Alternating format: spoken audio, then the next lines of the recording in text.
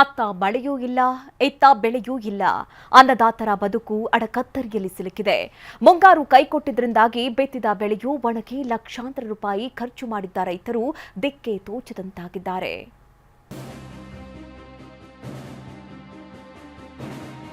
ಕಾಯಿ ಬಿಡೋ ಮುನ್ನವೇ ಪಪ್ಪಾಯಿ ಗಿಡ ಹಳದಿ ಬಣ್ಣಕ್ಕೆ ತಿರುಗಿದೆ. ತೆಂಗು ಅಡಕೆ ಬೆಳೆ ಒಣಗ್ತಾ ಇದೆ. ಕುರಿಗಳಿಗೆ ನೀರಿಲ್ಲ, ಮೇವಿಲ್ಲ. ಕೆಲವೆಡೆ ನೀರಿದ್ರೂ ಕೈ ಕೊಡ್ತಾ ಇದೆ ಕರೆಂಟ್. ಅನ್ನದಾತರ ಈ ಪರಿಪಾಟಲಿಗೆ ಕಾರಣವೇ ಮುಂಗಾರಿನ ಮುನಿಸು.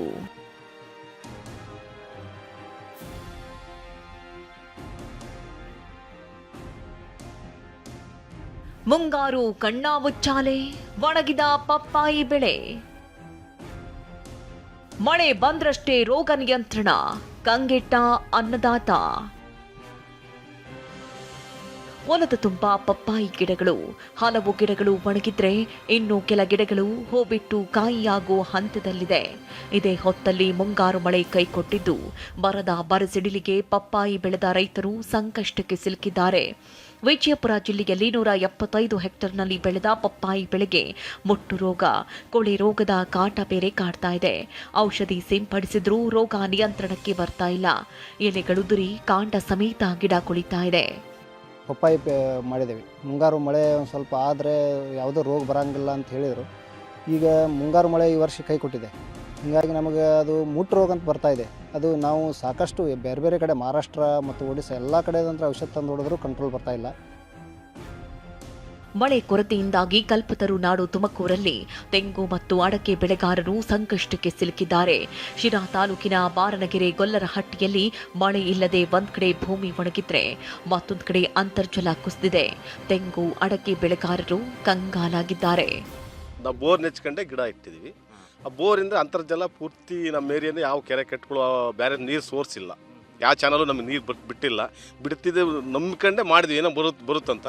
ಈಗ ನೋಡಿದರೆ ಅದು ಅಂತರ್ಜಲ ಪೂರ್ತಿ 1000 ಅಡಿ ಹೋದ್ರೂ ಕುಡಿತಾ ಇಲ್ಲ. ಮಳೆ ಇಲ್ಲ. ಮಳೆ ನೋಡಿದರೆ 5 ವರ್ಷದಿಂದ ಪೂರ್ತಿ ಇಲ್ಲ. ಈಗ ಎಲ್ಲೋ ಒಂದು ಕಡೆ ಬರುತ್ತೆ, ಒಂದೊಂದು ಕಡೆ ಇಲ್ಲ.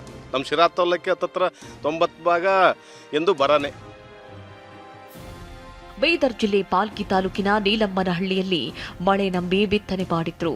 ಬಾವಿಗಳಲ್ಲಿ ನೀರಿದ್ರೂ ವೋಲ್ಟೇಜ್ ಸಮಸ್ಯೆಯಿಂದಾಗಿ ಹೊಲಗಳಿಗೆ ನೀರು ಬಿಡಲು ರೈತರು ಪರದಾಡ್ತಾ ಇದ್ದಾರೆ.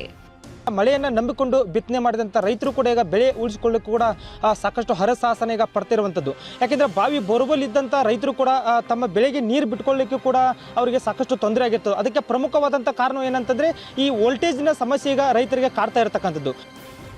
ಧಾರವಾಡ ಜಿಲ್ಲೆಯಲ್ಲಿ ಮಳೆ ಇಲ್ಲದೆ ಈರುಳ್ಳಿ ಬೆಳೆಗಾರರಿಗೆ ದಿಕ್ಕೆ ತೋಚದಂತಾಗಿದೆ.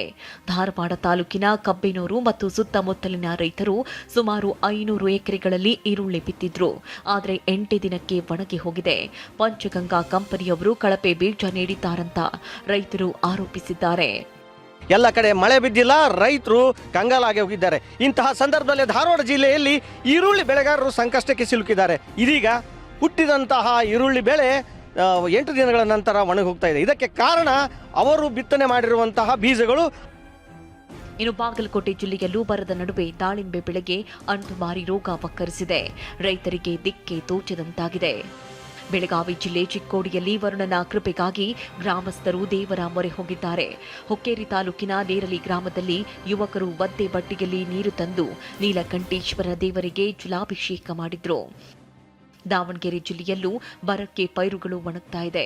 ಹೀಗಾಗಿ ತಾಲೂಕಿನ ಆನಗೋಡು ಗ್ರಾಮದಲ್ಲಿ ಮಳೆಗಾಗಿ ದೇವಸ್ಥಾನದ ಆವರಣದಲ್ಲಿ ವಾರದ ಸಂತೆ ನಡೆಸಿದ್ರು. ರಾಜ್ಯದಲ್ಲಿ ಅತ್ತ ಮಳೆಯೂ ಇಲ್ಲ, ಇತ್ತ ಬೆಳೆಯೂ ಇಲ್ಲದೆ ಅನ್ನದಾತರು ಕಂಗಾಲಾಗಿದ್ದಾರೆ. ಸರ್ಕಾರ ಬೆಳೆ ಹಾನಿ ಮತ್ತು ಬರ ಪರಿಹಾರ ನೀಡಿ ರೈತರ ಹಿತ ಕಾಪಾಡಬೇಕಾಗಿದೆ. Bureau report, TV9.